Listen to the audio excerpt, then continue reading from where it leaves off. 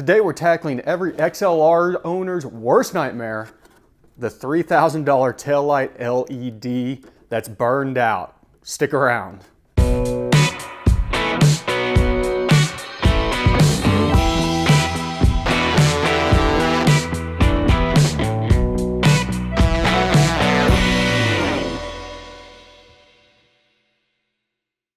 What's going on, everybody? Welcome back to the garage, and if you're just here for the tuning information, I'll throw a link up in the corner to the tuning playlist so you can get back to this. But this is vital information for the XLR owners out there that I wanted to share to save you some money, hassle, time. Now, these taillights can go up to $3,000. A bad taillight is probably going to cost you at least $2 grand. That's going to need repairs, things like that. A pristine or a new in the box one could go up to $5,000. I am not lying. This is a Cadillac we're talking about, not a Lamborghini, not a Ferrari, but a Cadillac. Probably the world's most expensive taillights right now, and headlights for that matter, are on the Cadillac XLR because of the limited production run of these vehicles. But there is some hope out there if you happen to have one of these vehicles or you're looking to get one and you're worried about the burned out LEDs. Now, there's a service out there, a couple guys that provide this service for $500 a piece to repair these things. I repaired my driver's side one, which had 2 LEDs burned out, for less than $10. So let's dive into what you need to do to get the taillights out, separate them, and fix them. Okay, first things first, removing the taillight section from the car. There's going to be 2 caps in the trunk section. Whenever the lid opens up, there will be 7mm screws underneath. Go ahead and get those 2 out, and then you can see on the back side here, there are 2 clip-in prongs. So you just want to kind of grab a hold of the housing as much as you can, give it a little bit of shake, and it'll pop loose, and then you will have a single connector that you can disconnect to pull the unit out. Now comes the interesting / fun / scary as hell, because you've got a $3,000 piece of equipment in your hand. Do not drop this thing. I dropped the lens and almost had a heart attack. It survived. Separating the lens from the housing. This uses something a little bit different than the standard butyl tape. It's kind of like a rubber compound that sets up. It is almost as hard as plastic whenever it's at room temp. But if we heat it up, it will release. And so I did the oven method to do this, in which I preheated the oven and then put it in there for 8 to 10 minutes. Now, I did it at 220 degrees and found out the hard way, that's a little bit too aggressive for this lens. I've got a very slight deformation right here that I can tell. You probably won't be able to catch it on camera, but they're right there. Just very slight deformation because I put too much heat to this. So if you're going to use the oven method, maybe start at 180 degrees for 10 minutes. Don't take it above 200. If you're going to use the heat gun method, make sure you're concentrating your heat on the back side, not on the lens, because if you overheat the lens, it will start to melt and it'll basically ghost out on you, and you can't repair that. So make sure that you're always keeping your heat. Use an adjustable temperature heat gun if you can, and we're going to work in small areas. I started down here in this corner here because it is the most structurally sound part of the lens. And on top of it, I use plastic pry tools. You can get these at your auto parts store. They're cheap. And the nice thing about these is since they're plastic and the tips are pretty thin on some of these, they have a little bit of give, so you're less likely to break the lens as if you were to just go after it with a screwdriver. I ended up getting this corner worked up, and then would start to work my way down, and there's little notches in there that'll stop you every once in a while. But once you get a decent sized area popped up where you can get that in there, wedge it in between the lens and the housing, put heat on it again, and then just start sliding it down. Put heat on it again, slide it down. Eventually you'll get a couple inches at a time that pop loose. Be very careful whenever you get out to this area because it's very brittle. Mine already had some surface cracks in it, so I was scared to death that it was going to go ahead and snap that off. But eventually, the lens comes off. Now, what we're faced with is the internals of the light. I'm going to go ahead and bring the camera in tight on this so we can talk about what's going on in here. Okay, first thing we need to do is kind of get the reflector section off of there. There's 2 tabs on the bottom and 1 tab at the top, and it pops loose pretty easily. In fact, I think I did it from the bottom last time. And I didn't even mean to necessarily do it. Let's hope we don't break anything here. There we go. Okay. Now with that out of the way, we can see our LED array, our LED array. We've got one up here on the top. We're going to use a Torx. I believe this is around a T10 size Torx that fits in these screws.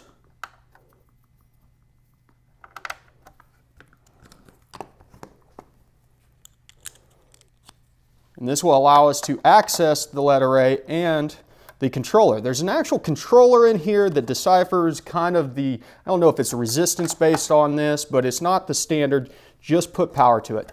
Oh yeah, while I'm thinking of it, whenever you take this out of the car, there is a trim piece that connects up underneath here to these two spots right here and right here with some metal clips like so. Just hit them with a small screwdriver and pop those off. Make sure you don't lose those things. That way you can put your trim piece back on. So we will take out the last section here, or the last Torx screw. Now we can lift off the LED array, or at least the cover for it, and access all of the electronics. Now the control board is right here in the side. This thing, if your taillight is inoperable, this control board has gone bad, you will have to replace it. The good news is that you can buy these by finding SRX, Cadillac SRX taillights. They use the same control board. It pops out. There's just connectors to connect it up to the different LED modules on there. And then you can swap that out. They're very cheap. You can get a single light for 20 to 50 bucks on eBay. So if your whole array does not work, then that's the route that you need to go. Now, if you've got certain burned out LEDs like I did, and this soldering job we'll talk about here in a bit is not very good, you can remove the individual LEDs and buy replacements. These are what they call the 5mm superflux bulbs. I will put a link down below. You want to get the 5mm reds, and they are basically the exact same setup as what's already in there. Now, one thing to keep in mind is that there's 4 standoffs on this. We only need 2 standoffs. And so what we'll be looking for is the polarity corner. On the existing ones, the polarity corner is in the lower right.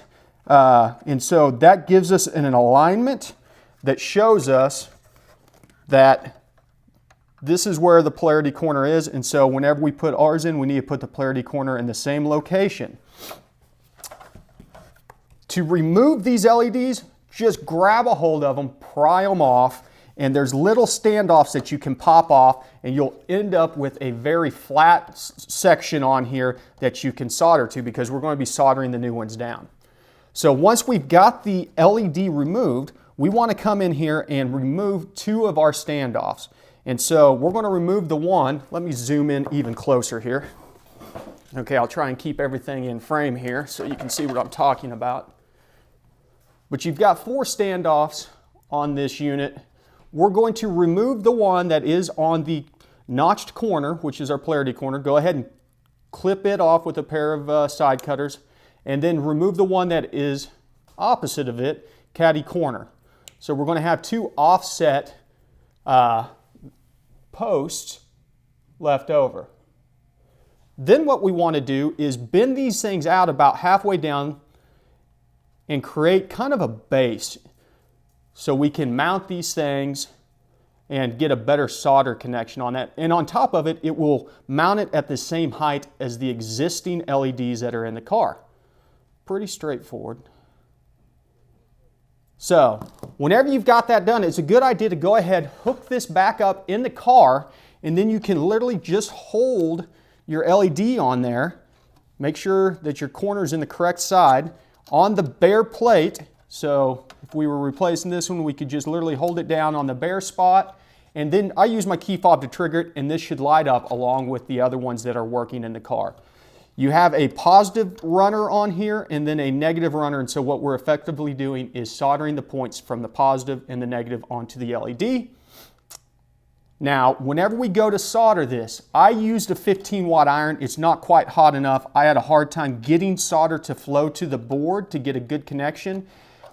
If you can get an adjustable wattage iron, I would, but I would go with at least a 20 to 30 watt iron. And then what you'll want to do is come in on this the platform about where your leg will land, heat it up, and flow some solder onto the actual metal backing plate. You'll get not a big pull, but you will get some solder pulled on there. Do that for both sides.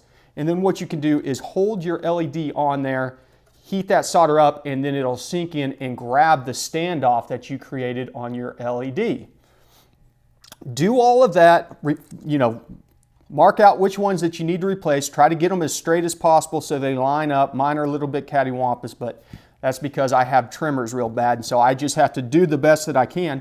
And before we button everything back up, we can go ahead, connect this up to the car, and test them out. Let's go do that now. Okay, I've got the assembly loosely attached back in here in the car. So I'm just gonna go ahead and unlock the car, and there we go. We can verify that all of our LEDs work in this array. We're good on both. They dim down perfectly just like the factory ones. This is the two that I replaced right there. Everything's looking good. All of our side marker LEDs are good. So now we can go ahead and go back and reassemble the housing. Okay, now that we've got everything soldered down, our array's looking good, we're gonna go ahead and put everything back together the way that we took it apart, throw our 3 Torx screws in, and then put our lens cover back on.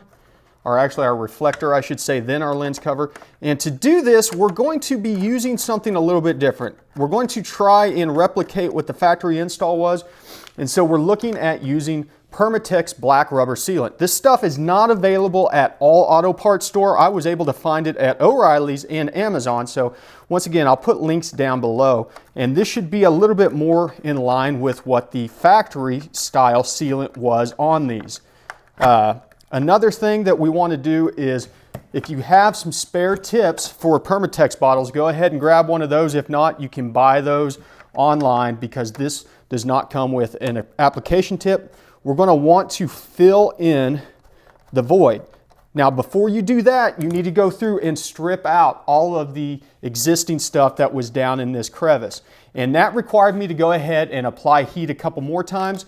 Once this does get heated up, it separates fairly easy. If you follow along with the small screwdriver, you can start getting a side up and start peeling and then just work the screwdriver. There's a couple ridges in here that will cause it to break, and so I probably ended up having to heat the thing 3 times to get everything back to normal. Let's make sure we don't have any bad fingerprints or anything smears on this lens as we pop it back in.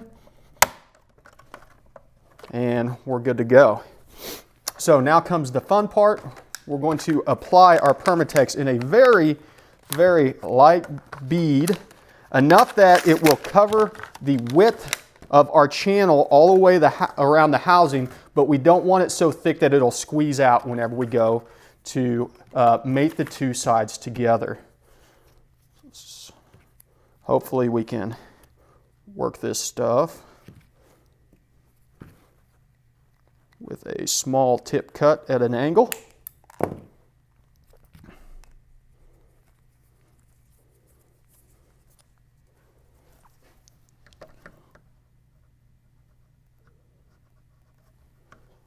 Yeah, this stuff flows real nice. We might have to level this thing out to keep it from flowing in some spots that we don't want it to. This has about a 2-hour cure time, so you have plenty of time to work with this. Just get a nice trough in there.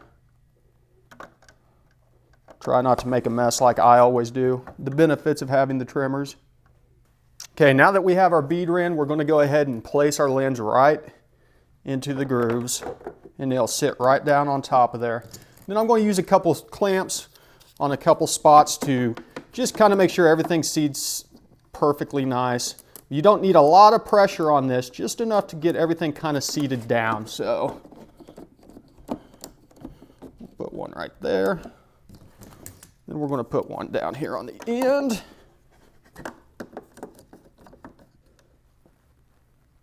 I got a little bit of a drip coming out of the back side of the housing. That's why we keep our shop towels around for.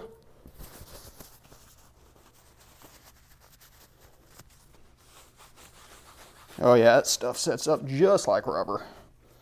Then we'll put one right here, kind of in the middle of the bottom.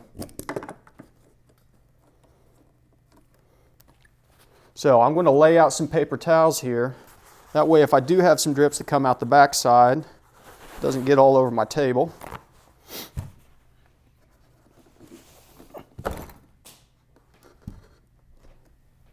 And we're sealed up.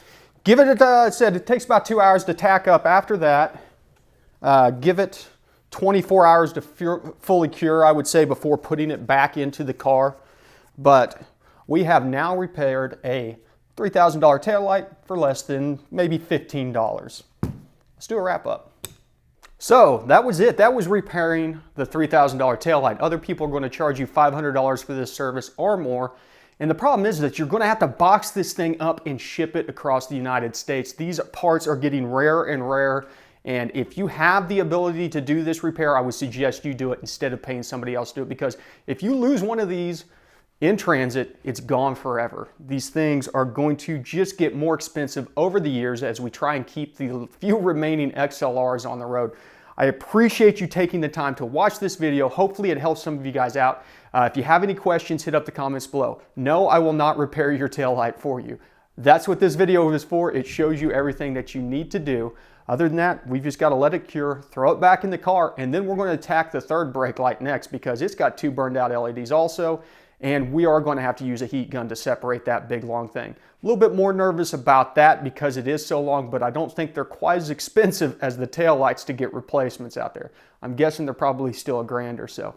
But that's about it for the Cadillac today. Once again, thanks for watching. Hopefully this helps some people out. Remember, ABT, always be tuning.